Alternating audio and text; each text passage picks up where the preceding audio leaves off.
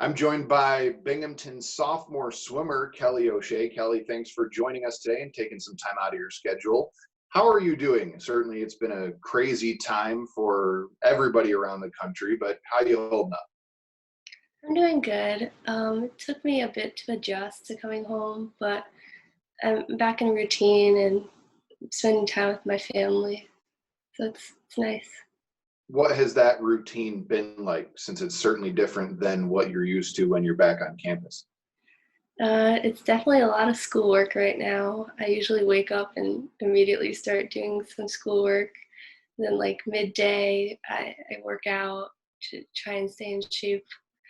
And then it's either I go back to schoolwork or I just relax for a couple hours. Now, for a lot of people, trying to stay in a normal routine means, waking up at the same time they normally would for a work day, 7, 8, 9 o'clock, what have you. What time is normal for you these days? Now it's 10:30 in the morning, which isn't too bad, but it's not great. But I tend to stay up later now, so still getting about the same amount of sleep. For someone who's used to 5 a.m. practices or so, what has that transition been like? It's definitely nice to not have to wake up that early anymore, but I know I'm gonna have to get used to it again when we do go back to school and I'm in season. So I feel like waking up later now might come back to haunt me later, but for now, it's nice. Have you and your family been getting along? Not too many arguments there when you're stuck inside together? Yeah, it's not too bad. My dad's still working because he works for the post office, so he's still out every day. And my mom's usually downstairs working since she works from home, and I'm usually upstairs doing my homework. So it's not too conflicting. Are there any concerns for you or your mom with, your dad being an essential worker? Certainly, the depending on where you are, the coronavirus is worse in some places more than others, but still it's so uncertain for any essential workers. Have you had any of those concerns? We definitely have because my dad's coworkers have tested positive at certain points, but he comes home and he like washes his hands, take off his clothes. So we're not too worried. And he tries to like isolate himself a little bit just to avoid contact with us as much as possible. But we take the right precautions that feel safe. From a personal standpoint, trying to keep yourself active and entertained aside from schoolwork, have you picked up any new hobbies or maybe revisited some old ones? I've actually been making friendship bracelets lately. I don't know why that just like I felt the need to do like arts and crafts. Um, I guess it makes me feel like I'm being productive because you have the finished product in the end. So it's kind of rewarding. How many have you made? I've made two bracelets and one keychain so far. Okay, about how long does it take for each one? Like if I sat down and did it, I could do like a bracelet in a day, maybe two, but that'd be like with no breaks or homework or anything. And of course, homework is obviously an important part of things. Yes. Speaking of which, transitioning to online learning, obviously the university offers some classes online, but nothing quite to this scale where everybody has had to adapt so quickly. What has that been like for you to try to, you know, learn digitally, and what are some of the pros and cons to that? Well, when I first moved home, I had 1 week, and then my next week I had four tests. So it was kind of hectic, like just moving online and then having 4 weeks on the next week. But once that was over, I got used to it because it wasn't as stressful. Um, I mean, with finals coming up, I'm sure I'll be stressed, but like my tests are a lot more spread out. I don't know if the teachers did that because of the situation that we're in, but online learning is definitely a lot harder to get yourself to do. You have to really find your own motivation to keep on schedule and get your work done early. What have you learned about yourself in that regard in terms of, the time management and the discipline to stick with your academics when it would be easy just to sit in front of the TV and, binge watch Netflix all day? Well, I'm a very academically motivated person, so I like to get my work done, which definitely has been a struggle to get it done early.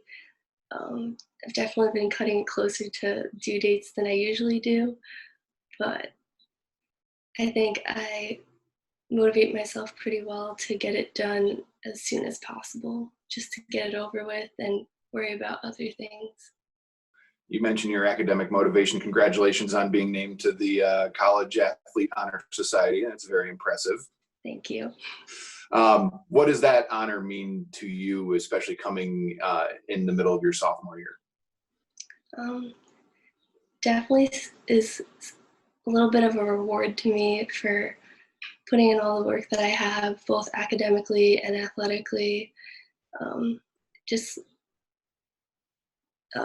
lets me know that I've been recognized for all the hard work that I've done and that what I do is difficult.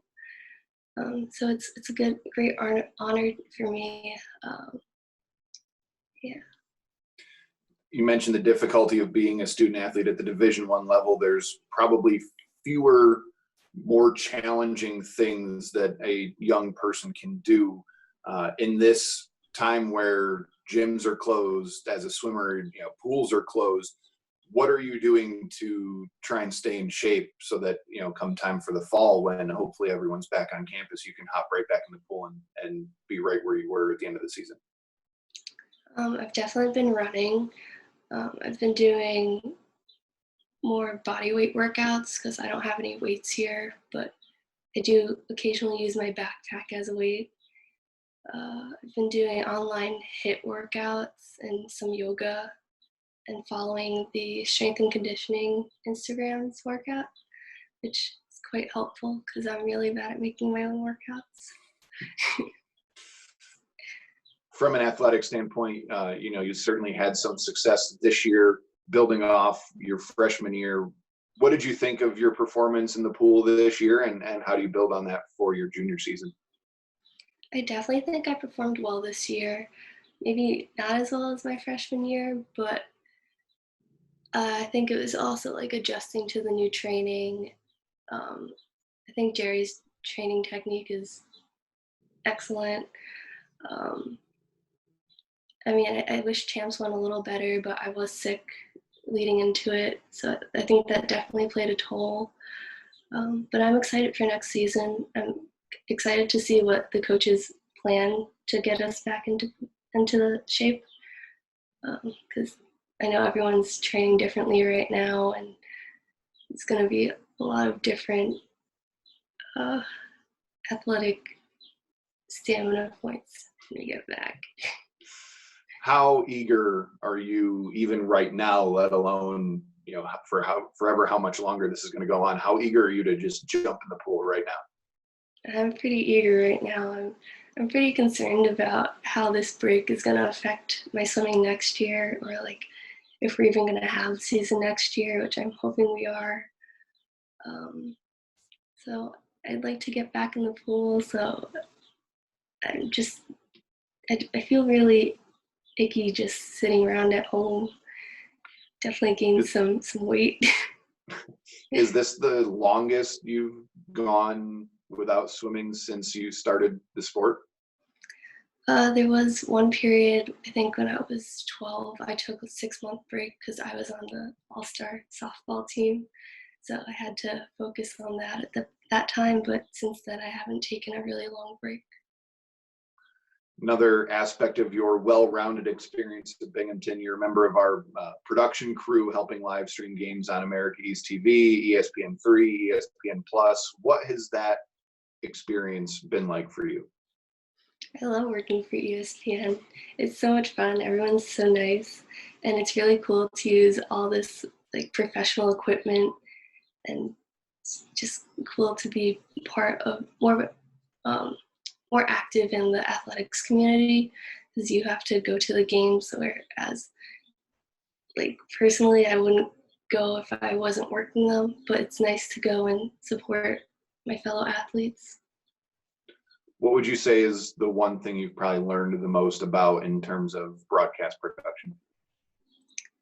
There's definitely a lot that goes on behind the scenes that you don't realize.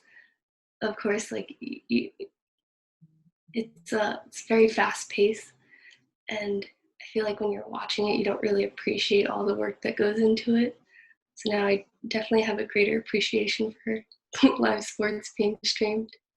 Do you find yourself if you turn on a game, obviously there aren't any going on at the moment, but if you were to turn on a college basketball game on ESPN, or March Madness game, do you watch it a little differently now?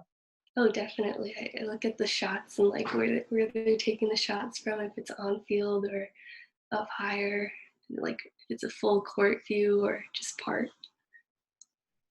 Well, we certainly appreciate your dedication to that program, and we look forward to having you back next year and hopefully get you some wider range of experiences. Me too. Well, Kelli, I hope you and your family continue to stay safe and healthy, and thank you again for taking some time out of your day to chat with us. You too. Thanks for having me.